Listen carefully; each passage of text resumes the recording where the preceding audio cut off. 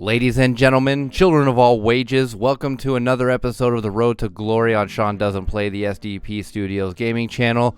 And go ahead and please subscribe to this channel, then recommend me a game to play. And if you do subscribe the quickest, you will also be at the top of the queue for the recommendations of those games. Now, I accidentally recorded a little bit too late after the opening kickoff of this game, so we're going to jump right into it. But as you can see here, we're starting to get more offers at quarterback in the same sort of level of schools, but we're moving on defense, and that was sort of the story of this game.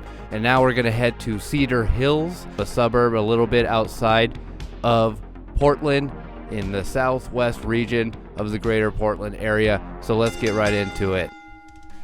We're going to start on defense again because we're kicking off at the beginning, but also we're sort of going to feature Mike Hunt's uprising on the defensive side of the ball because, we got a turnover there, because he was a little bit 50-50 on offense. But we're going to see today that we're starting to get a lot more pressure on the QBs today. That quarterback likes to hold on to the ball a little bit too long, and so we get those nice coverage sacks, or we get some turnovers presented, or we make dumb mistakes and rough the passer. But anyway, I still made up for it this time. As you can see that on the instant replay, I finally got around that offensive tackle and got pressure on the QB. Now, we're also disrupting the passing game for the QBs if we're not getting those sacks. So that's also another good thing as well. His stock as a defensive player was starting to sort of be like, he's very, very, very bland and average. We unfortunately gave up a touchdown there, but as you can see, this game wasn't entirely close the whole time either.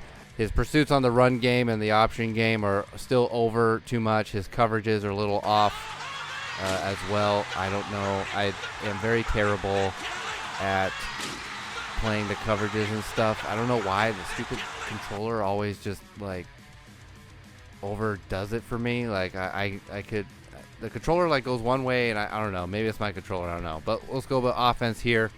And he has some shining moments and some bad moments. Like that, he can definitely thread the needle a lot much more. He was playing a little bit more risky this game. Maybe that's why he made some mistakes.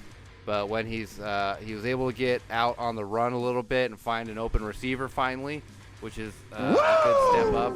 So at least he's keeping some sort of consistency at quarterback and not really going downhill. Still trying to struggle getting away from pressure. It's very back and forth on this. This is why I wish my coach would maybe run a read option play or two, but I'm a slave to the play calling. Again, you can see the underthrowing happens yet again, but luckily he didn't throw as much. Now that one I threw up a prayer because it was the end of the half anyway. I know my coach was like, what are you doing? But it's like, hey man, it's the end of the half. It doesn't really matter, I guess. So the quarterback play is still better, still heavily reliant on timing routes. Gets a little cocky though and underthrows a receiver again, which has been a season-long problem. If you know anything about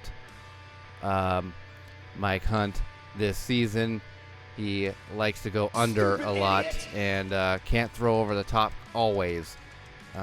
If he got better at that, there would be so many more deep balls that Mike Hunt could take and throw them down the field. Again, we throw another pick, saved from a pick six, but that defensive player, I didn't see what position he was, but he jumped that route immediately. I just gave up that read. And finally, over the top touchdown to spread the lead 30-15. Another needle threader. So he's getting those open looks, and when he actually throws the receiver properly over the top, another bad read as well. So this game, he was sort of plagued by bad reads and underthrowing again, but once he got over the top levels, he finally scored some points. As you can see, that was the play of the game that sort of sealed it for Mike Hunt.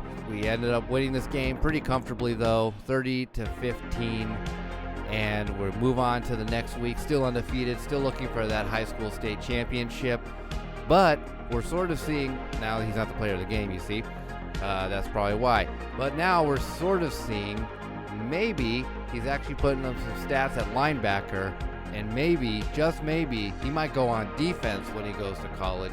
But we'll see how it goes from there. He's a very big boy, very overweight, so we need to get certain levels of his speed and his throwing ability under control at quarterback because of his weight. I think he might be underthrowing some of these balls because he can't get over his large fupa. But anyway, we'll see how it goes from here. Please go ahead and wait around for next week and see what's up and what's next for Mike Hunt. And thank you for watching, and please like and subscribe to this channel. Have a good one.